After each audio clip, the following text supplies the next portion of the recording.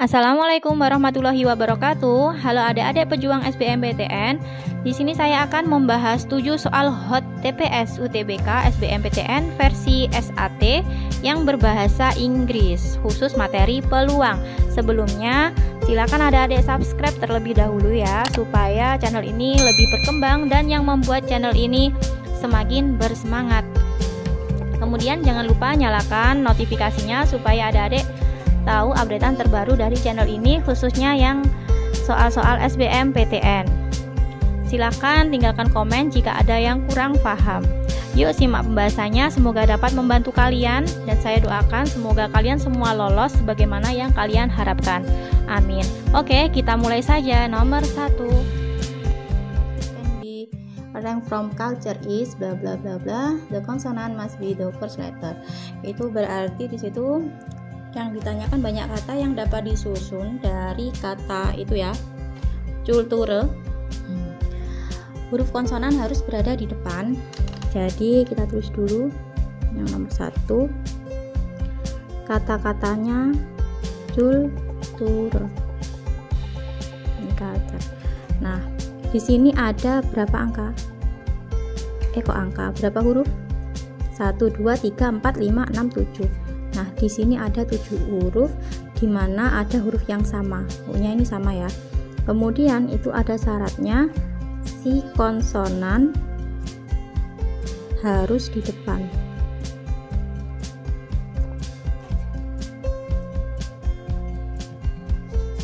Harus di depan. Nah, konsonannya ini apa saja? Konsonannya adalah C, L, T, sama R. Nah, ini ada 4. Nah, jadi dibuat seperti ini. Nah, di sini yang huruf yang di depan itu harus konsonan. Berarti huruf yang di depan di sini bisa ditempati oleh 4 huruf ini. Bisa C, bisa L, bisa T, bisa R. Tapi kan tidak keempat-empatnya menempati di situ kan, hanya salah satunya saja. Jadi dari 7 ini dia sudah menempati urutan pertama di sini 1. Berarti kan angkanya masih berapa? Masih 6. Nah, kita memakai permutasi unsur yang sama gitu ya. Jadi masih 6 itu berarti di sini nanti 6 faktorial. Nah, dibagi huruf yang sama itu di sini U-nya ada sama 2. Berarti dibagi dengan 2 faktorial. Ini tinggal mengalikan, berarti 4 kali 6 kali 5 kali 4 kali 3 kali 2 kali 1. Terus dibagi 2 ya. Ini bisa dicoret. Kemudian tinggal kita ngalikan aja. Di sini bisa 12. Ini 12 kali 12 144 dikali 10 yang ini ya. Berarti ada 1440 susunan. Kemudian yang nomor 2 ada huruf D, I, G, I, T. Yang ditanyakan adalah banyaknya susunan yang dapat dibentuk oleh 5 huruf tersebut, di mana si I-nya itu harus dipisahkan dengan huruf lain. Artinya I-nya itu tidak boleh berdampingan ya. Nah, sekarang kita mengerjakannya pakai permutasi dengan unsur yang sama. Kalau tidak ada syaratnya, jadi di sini misalkan yang tanpa syarat,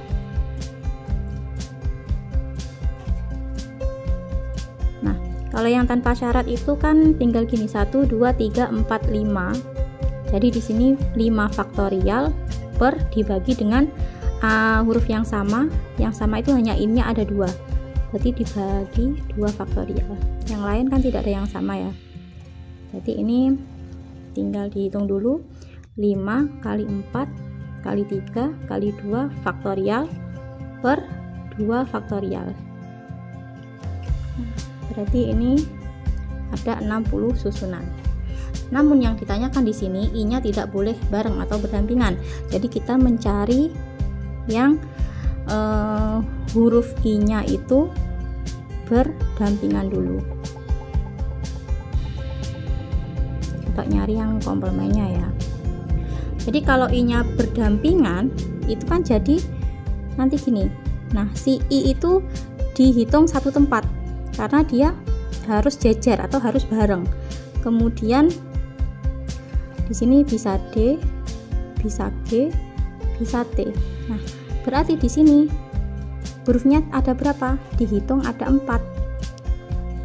Gitu.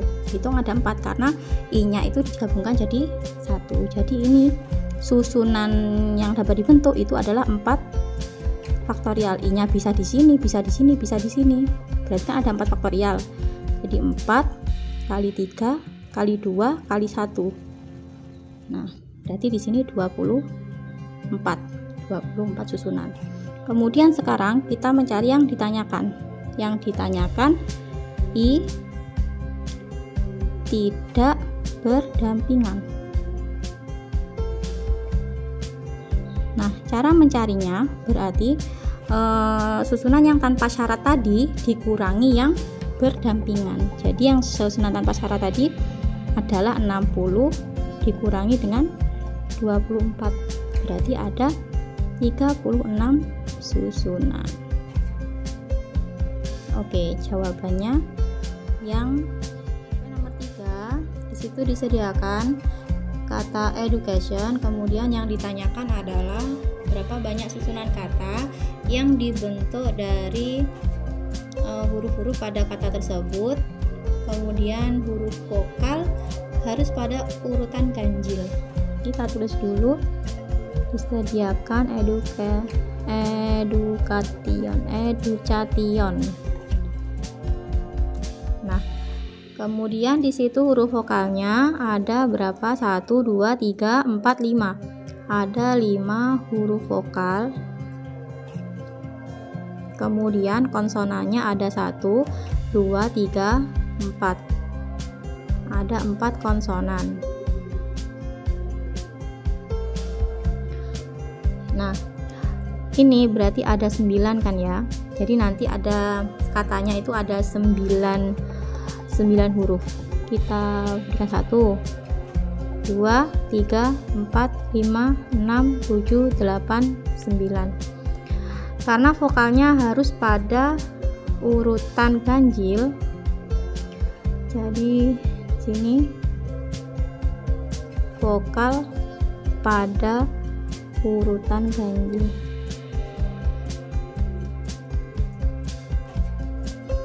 Misalnya ada urutan ganjil, jadi kan ganjil itu kan ini urutan pertama, ketiga, kelima, ketujuh sama ke-9. Huruf vokalnya itu ada 5, jadi yang bisa menempati posisi pertama itu kelima-limanya bisa. Nah, di sini. Kemudian sudah dipakai 1 di sini, berarti itu hurufnya tinggal berapa? Tinggal 4. Sudah dipakai 1 di sini, hurufnya tinggal 3, tinggal 2, tinggal 1. Berarti kita bisa menuliskannya ini adalah 5 faktorial. Nah, kemudian yang konsonan berarti ditaruh sini. Konsonannya kan ada 4. Berarti 4-nya bisa menempati di sini. Sudah dipakai 1, tinggal 3, tinggal 2, tinggal 1. Atau bisa ditulis dengan 4 faktorial. Nah, ini tinggal ngalikan semua ya. Ini dikalikan semua atau ditulis seperti ini. 5 faktorial itu kan 120 ya. Kalau 4 faktorial 24. Oke, tinggal ngalikan saja, berarti 2880 susunan. Ya, berarti yang benar adalah yang E. Oke, lanjut nomor 4. Nomor 4 diketahui peluangnya Andi, Budi dan Sinta itu masing-masing 1/4, 1/2 dan 5/8. Kemudian di sini yang ditanyakan adalah peluang Andi dan Budinya dapat menyelesaikan masalah, tetapi untuk Sintanya tidak begitu ya. Jadi kita tulis dulu di sini peluang A itu 1/4 Andi, kemudian peluang Budinya itu 1/2, kemudian peluang C-nya itu 5/8. Kemudian yang ditanyakan adalah peluang Andi sama Budinya itu bisa menyelesaikan masalah, bisa gitu ya. Kemudian yang C-nya itu tidak bisa. Nah, kita langsung cari aja peluangnya. Jadi langsung bisa dikali ya ini. Jadi peluang A dikali dengan peluang B, karena yang diketahui itu yang bisa, kemudian dikali dengan peluangnya C tapi komplement, karena yang ditanya adalah C nya tidak bisa. Jadi peluang A nya itu 1/4 dikali dengan 1/2 dikali dengan komplement, berarti 1 dikurangi ya, 1 dikurangi 5/8, jadi ini 1/8 dikali 3/8, berarti 3/64. Oke, berarti hasilnya jawabannya yang nomor 5. Disediakan angka 1 sampai 6. Kita tulis dulu. 1 2 3 4 5 6. Kemudian akan dibentuk 7 digit atau 7 angka bilangan genap. Kemudian angka 5-nya boleh berulang. Akan dibentuk 7 digit bilangan genap. Nah, karena angka 5-nya boleh berulang, boleh dong saya kasih lagi di sini berarti 5. Ya, karena boleh berulang sebanyak 2 kali. Kemudian untuk menentukan angkanya itu genap atau angka ganjil itu ditandai pada angka yang paling belakang. Ya, untuk menentukan genap ganjilnya. Misalkan 203 itu ganjil karena tidak bisa dibagi 2 ya. Misalkan 410 itu berarti genap karena bisa dibagi 2. Jadi tergantung angka yang di belakangnya. Berarti kita kasih gini. Nah, angka genapnya itu berapa sih di sini? 2, 4, 6. Jadi yang paling belakang itu angkanya bisa diisi angka 2, bisa diisi angka 4, bisa diisi angka 6. Yang bisa menempati posisi paling belakang berarti itu ada berapa angka? 1, 2, 3. Berarti ini 3. 3 ini bukan angka 3 ya, tapi 3 angka yang bisa dimasukkan yang posisi paling belakang. Nah, kemudian sisanya dari ini ada 7 digit, sudah dipakai 1 di sini ya, 1 angka di sini, berarti digitnya tinggal berapa? Tinggal 6. Berarti kita pakai yang permutasi unsur yang sama kayak tadi. Berarti di sini 6 faktorial. Nah, karena angka 5 itu berulang sebanyak 2 kali, berarti dibagi dengan 2 faktorial. Begitu ya. Kemudian ini tinggal mengalihkan 6 faktorial itu 6 kali 5 kali 3 kali 2 per 2 faktorial dikali dengan 3.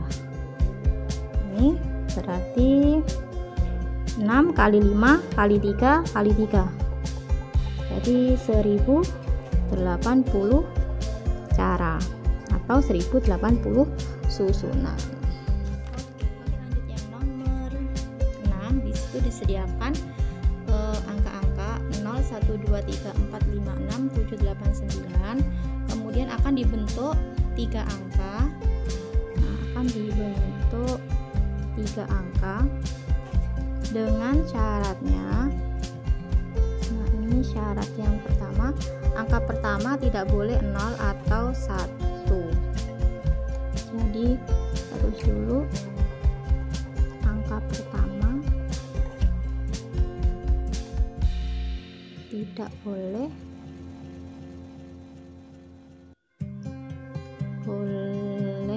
0 atau 1.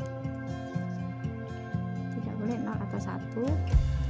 Kemudian syarat yang berikutnya lagi, angka kedua itu harus diisi angka 0 atau 1. Jadi angka kedua itu harus diisi 0 atau 1.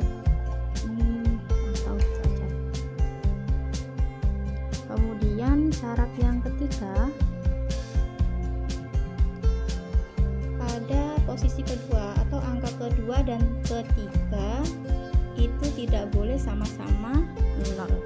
Jadi di sini angka kedua dan ketiga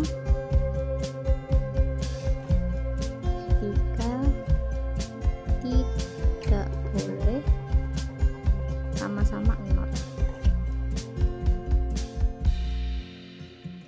Nah, kita angka yang pertama dulu di sini. Misalkan ini angka pertama, ini angka kedua, kemudian di sini angka ketiga. Nah, angka pertama tidak boleh 0 atau 1. Berarti ini ada 10 angka, dihilangin 0 sama satunya berarti tinggal 8. Jadi di sini ada 8 angka yang bisa menempati posisi angka pertama. Kemudian yang angka kedua itu harus 0 atau 1. Berarti ada 2 angka yang bisa menempati angka kedua, yaitu 0 atau 1. Nah, kemudian yang angka ketiga, angka kedua dan ketiga tidak boleh sama-sama 0. Nah, kita tentukan dulu angka ketiga. Jadi angka ketiganya di sini bebas. Kita isi bebas dulu ya. Dari 0 sampai 9 itu berarti ada 10 angka. Ya, ada 10 angka. Ini kalau di sini berarti tinggal ngalikan ya. Ini dikalikan. Kemudian kita harus mengurangi yang angka kedua dan ketiganya itu sama-sama 0. Misalkan yang sama-sama 0 itu kayak gini nih, 200, 300, kemudian sampai 900. Ini kan nggak boleh. Jadi 200 sampai 900 itu ada berapa angka? Ada 8 ini ya, 8 angka.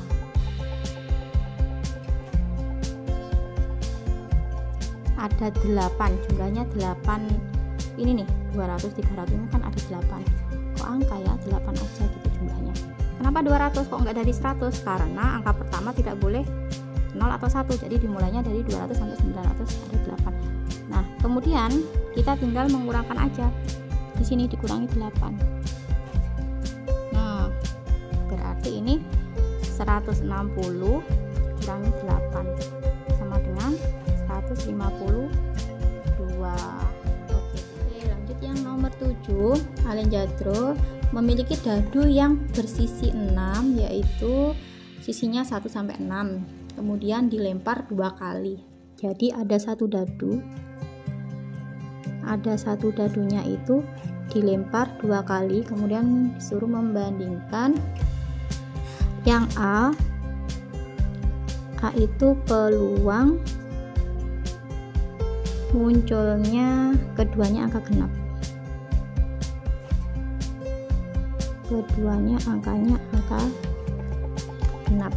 Kemudian yang B, peluang keduanya angka bukan kelipatan 3 ya. Kemudian yang B, peluang bukan kelipatan 3.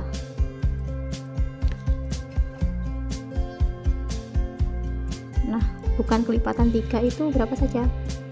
Bisa 1, bisa 2, bisa 4, bisa 5. Kalau yang genap itu kan berapa? 2, 4 sama 6 ya. Kemudian kalau peluangnya berarti ini kan 3, berarti ini 3/6. Dadu yang pertama dilempar angka genap, berarti peluangnya 3/6. Dadu yang kedua juga 3/6. Nah, berarti ini kalau dikalikan ini setengah-setengah, berarti 1/4 ya. Kemudian yang ini kelipatan 3, ada dadu yang pertama bukan kelipatan 3 berarti 4/6. Dadu yang kedua juga bukan kelipatan 3 berarti 4/6 juga. Berarti kalau dikalikan ini kan berarti 2/3. 2/3 berarti 4/9. Nah, kita suruh membandingkan besar yang mana? 1/4 sama 4/9 berarti besar yang besar yang B ya. Kalau bingung gini ya, 1/4 sama 4/9 dikali ini 9, ini 16, berarti otomatis besar yang ini. Berarti jawabannya itu yang B nya lebih besar. Oke, sekian adik-adik, semoga pembahasan ini bermanfaat, semoga kalian sukses semuanya, terkabul apa yang dicita-citakan, dan usaha kalian semoga tidak mengkhianati hasil kalian. Oke, saya